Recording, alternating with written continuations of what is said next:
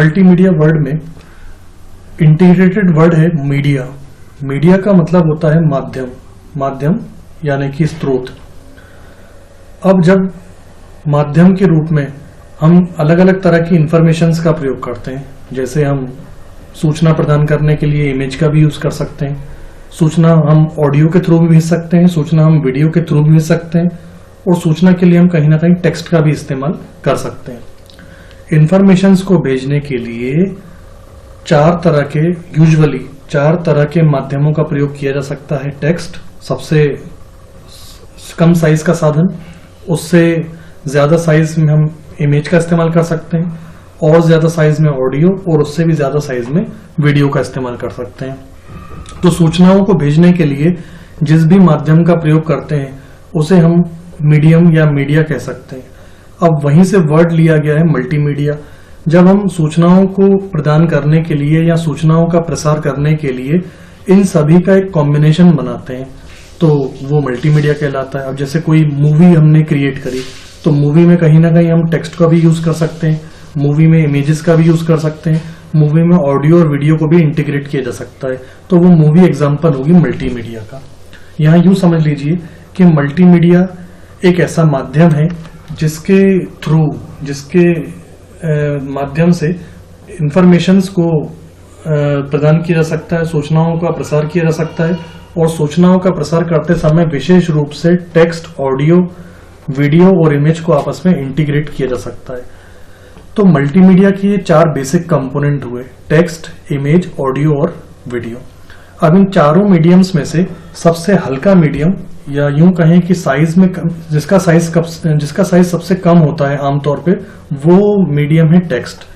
कुल मिला के ये कहा जा सकता है कि टेक्स्ट डाटा का सरलतम रूप होता है क्योंकि इसका साइज सबसे कम है, और बहुत कम मेमोरी का उपयोग करके हम ज्यादा से ज्यादा टेक्स्ट को डिलीवर कर सकते हैं।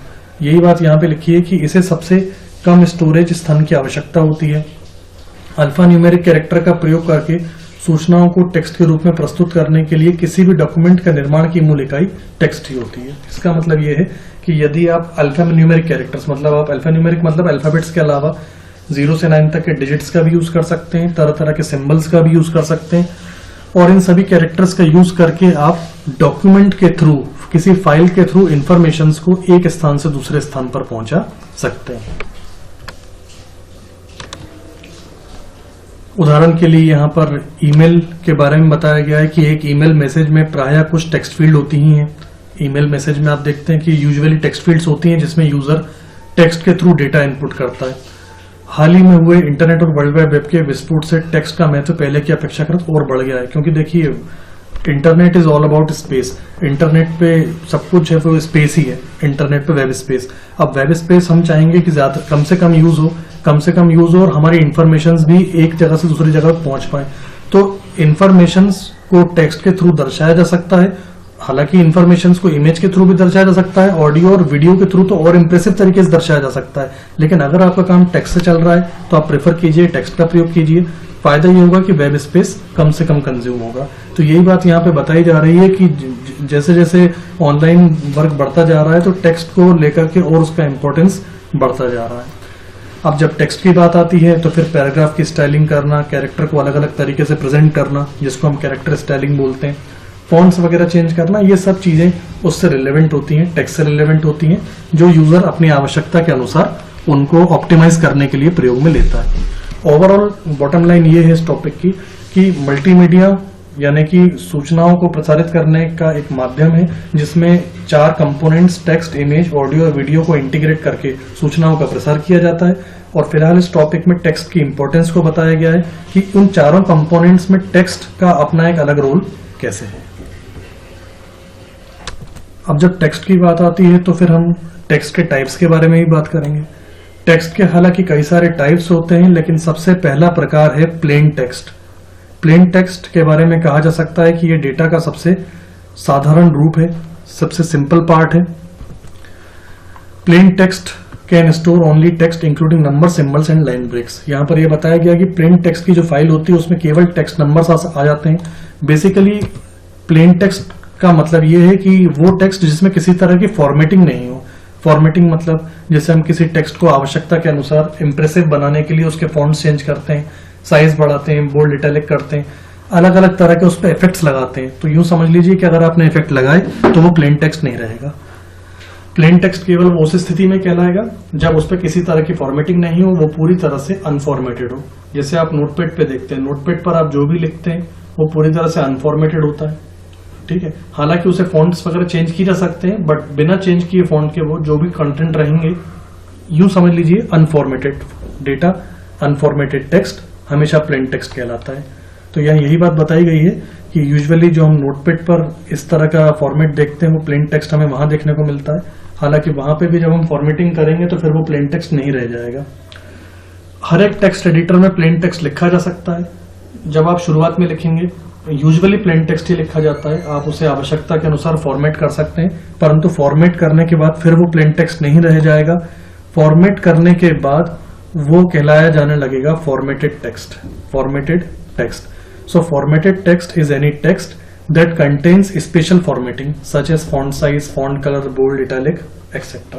इसका मतलब जैसा मैंने पहले बताया कि formatted text वो टेक्स्ट है जिसमें फॉर्मेटिंग की गई हो, अगर उसका साइज हमने परिवर्तित किया हो, उसमें कलर डाला हो, बोल्ड इटैलिक करा हो, या उसमें किसी और तरह के इफेक्ट्स पुटअप किए हो, तब उस स्थिति में उसे कहा जाने लगता है फॉर्मेटेड टेक्स्ट। तो अभी तक हमने दो तरह के टेक्स्ट समझे, प्लेन टेक्स्ट, फॉर्मेटेड टेक्स्ट। जो अनफॉर्मेटेड टेक्स्ट है, बिना डिजाइनिंग का, बिना किसी इफेक्ट का टेक्स्ट, वो प्लेन टेक्स्ट है।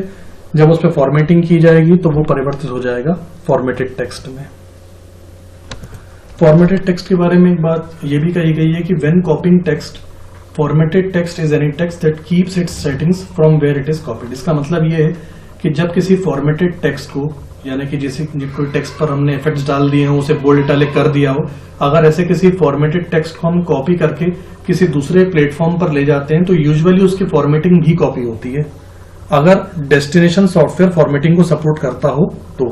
उदाहरण के लिए आपने MS वर्ड पे कोई टेक्स्ट लिखा और उसको अलग अलग तरीके से उसमें इफेक्ट्स डाल के उसमें फॉर्मेटिंग कर दी।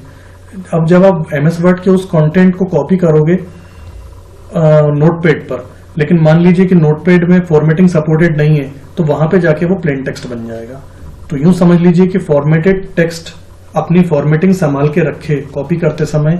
इसके लिए जरूरी है कि जिसमें आप उसे पेस्ट कर रहे हो, जहां पर आप उस डेटा को ले जा रहे हो, वो भी उस फॉर्मेटिंग को सपोर्ट करने वाला होना चाहिए। अगर जिस जगह पर आप उसे पेस्ट कर रहे हैं, जिस जगह पर आप टेक्स्ट को ले जा रहे हैं, वो फॉर्मेटिंग को सपोर्ट नहीं करता है, तो वहां पर जाकर के डेटा प्लेन टेक्स्ट में कन्वर्ट हो जाएगा।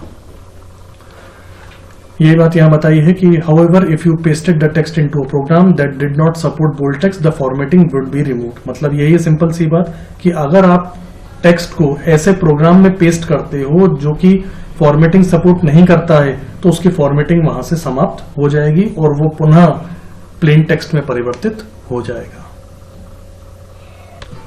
टेक्स्ट का नेक्स्ट टाइप है RTF। RTF here stands for rich text format. RTF का फुल फॉर्म है रिच टेक्स्ट फॉर्मेट। जिस फॉर्मेटेड टेक्स्ट रहता है वो ही यूं समझ लीजिए रिच टेक्स्ट सपोर्ट करता है, यानी कि MS वर्ड में या वर्डपैड जो कि फॉर्मेटिंग को सपोर्ट करने वाले प्रोग्राम्स हैं, उन प्रोग्राम्स के अंदर आप जो भी फॉर्मेटेड टेक्स्ट को सेव करोगे, अगर आप उसे RTF के फॉर्म में सेव करते हो तो उसमें जो आपने फॉर्मेटिंग करी है, किसी को बोल्ड इटैलिक बनाया हो, अंडरलाइनिंग करी हो, आपने लाइन स्पेसिंग करी हो या टैब्स वगैरह सेट किए हो, तो वो वैसे के वैसे बने रहेंगे यदि आप उसे RTF फॉर्मेट में सेव करते हैं। RTF फॉर्मेट माइक्रोसॉफ्ट कंपनी के द्वारा ओन किया हुआ एक फॉर्मेट है जो कि माइक्रोसॉफ्ट के प्रोग्राम्स जैसे कि वर्ड हुआ या MS वर्ड हुआ, इन प्रोग्राम्स में एक्सटेंशन के रूप में अवेलेबल होता है। देखिए, आप MS वर्ड पे काम करते हैं, MS वर्ड क्योंकि फॉर्मेटिंग को सपोर्ट करता है, आपने टेक्स्ट लिखा, उस पर तरह तरह के इफेक्ट्स डाले और उसमें फॉर्मेटिंग भी अच्छे तरीके से कर दी, बोल्ड इटैलिक वगैरह भी कर दिया, लेकिन अगर आप उसे सेव करते समय प्लेन टेक्स्ट के फॉर्म में सेव करेंगे तो उसकी पूरी फॉर्मेटिंग चली जाएगी। या तो आप उसे RTF फॉर्म में सेव करें या फिर उससे हायर वर्जन पे। अगर आप RTF फॉर्म में या हायर वर्जन में सेव करेंगे तो उसकी फॉर्मेटिंग रिमूव नहीं होगी, जो आपने इफेक्ट्स उस पर डाले हैं वो कंसिस्टेंटली बने रहेंगे। तो यूं समझ लीजिए कि रिच टेक्स्ट फॉर्मेट एक ऐसा फॉर्मेट है जो फॉर्मेटेड डेटा को सपोर्ट करता है। RTF के बाद अब एक अगले टेक्स्ट की मैं बात करता हूं जिसे कहा जाता है HTML text. HTML here stands for Hypertext Markup Language। और आप जानते होंगे कि HTML टेक्स्ट का यूज हम करते हैं यूजुअली वेबसाइट्स डेवलप करने के लिए, और HTML के थ्रू जो भी टेक्स्ट हम लिखते हैं, जो भी हम टैग्स वगैरह लगाते हैं, उन्हें वेब ब्राउजर के द्वारा रीड किया जाता है। वेब ब्राउजर जैसे कि क्रोम हुआ या इंटरनेट एक्सप्लोरर हुआ या फायरफॉक्स हुआ। देखिए, वेब ब्राउजर वो प्लेटफॉर्म होता है जो कि वेबसाइट्स को डिस्प्ले करने की कैपेबिलिटी रखता है। अब वेबसाइट डेवलप करने में प्लेन टेक्स्ट हमारे लिए कहीं हेल्पफुल नहीं होंगे, तो वेबसाइट डेवलप करने के लिए हमें टेक्स्ट को फॉर्मेट करने की जरूरत होती है। अब उदाहरण के लिए आपने MS वर्ड में कुछ लिखा और उसे बोल्ड कर दिया, और आप सोचेंगे कि वेब ब्राउजर पर मुझे बोल्ड दिखाई देगा, तो ऐसा नहीं है। अगर हमने MS वर्ड पे कुछ लिखा, उसमें कलर ग्रीन कर दिया और उसे HTML फॉर्म में सेव करके ब्राउजर पे देखने लगे और हम सोचेंगे कि कंटेंट हमें ग्रीन दिखेंगे, तो ऐसा नहीं है। यूं समझ लीजिए कि जो फॉर्मेटिंग हम MS वर्ड में कर रहे हैं, जो फॉर्मेटिंग हम वर्डपैड पे कर रहे हैं, उसका इफेक्ट वेबसाइट पे दिखाई नहीं देता।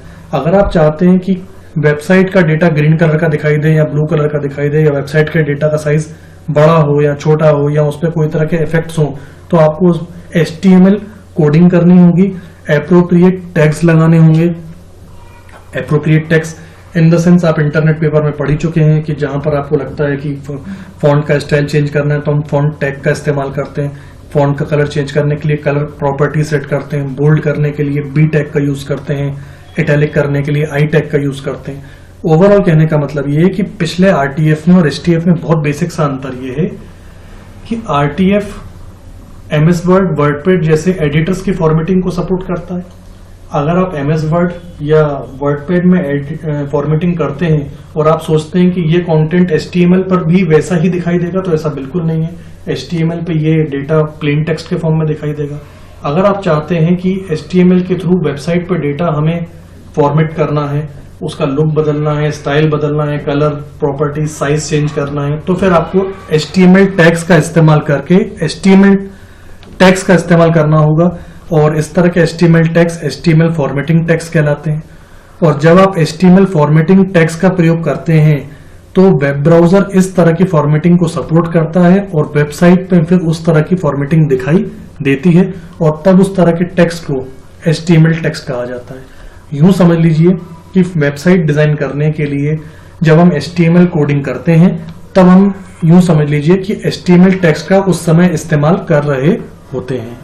ये दोनों के बीच में मैं डिफरेंस यहाँ पे आपको क्लियर कर देता हूँ। जो मैंने बताया वही ऑलमोस्ट वही चीजें हैं, समझ लीजिए।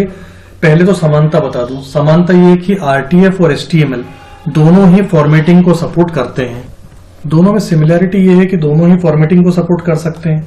आप RTF में भी टेक्स्ट को बोल्ड, इटैलिक, अंडरलाइन और उसमें तरह तरह के फॉन्ट इफेक्ट्स वगैरह डाल सकते हो। HTML के थ्रू भी आप सिमिलर वर्क कर सकते हो। अब बात करते हैं डिफरेंस की। तो जैसा मैंने आपको पहले बताया था कि प्राइमरी डिफरेंस उनमें यही है कि HTML का यूज किया जाता है इंटरनेट ब्राउजर्स पर डेटा को रीड कराने के लिए, जबकि RTF को डेवलप किया गया है माइक्रोसॉफ्ट कंपनी के द्वारा उनके टेक्स्ट एडिटर्स के डेटा को सपोर्ट करने के लिए। जब हम माइक्रोसॉफ्ट वर्ड में DOC या DOCX फॉर्मेट के साथ डेटा को सेव करते हैं तो वो RTF फॉर्मेट को सपोर्ट करते हुए सेव होता है। RTF फॉर्मेट को सपोर्ट करते हुए सेव करने का मतलब ये है कि जो भी फॉर्मेटिंग आपने की है, जो भी उसके अंदर आपने पैराग्राफ सेटिंग करी है, लाइन स्पेसिंग रखी हुई है, बोल्ड, इटैलिक, अंडरलाइन किया है, वो सब सिक्योर रहेंगे। तो फाइनली फिर डिफरेंस एक बार क्लियर कर देता हूं। RTF यूं समझ लीजिए कि ऑफलाइन फॉर्मेटिंग के लिए है और HTML यूं समझ लीजिए कि ऑनलाइन फॉर्मेटिंग के लिए है। हालांकि HTML के थ्रू हम ऑफलाइन करके भी इफेक्ट्स देख सकते हैं, लेकिन HTML के फॉर्मेटिंग इफेक्ट्स हमें ब्राउजर पे रिफ्लेक्ट होते हैं, ब्राउजर यानी कि इंटरनेट एक्सप्लोरर, फायरफॉक्स वगैरह पे। और RTF के जो फॉर्मेटिंग है वो हमको टेक्स्ट एडिटर जैसे कि MS वर्ड या वर्डपैड हुआ, इन पर रिफ्लेक्ट होती है।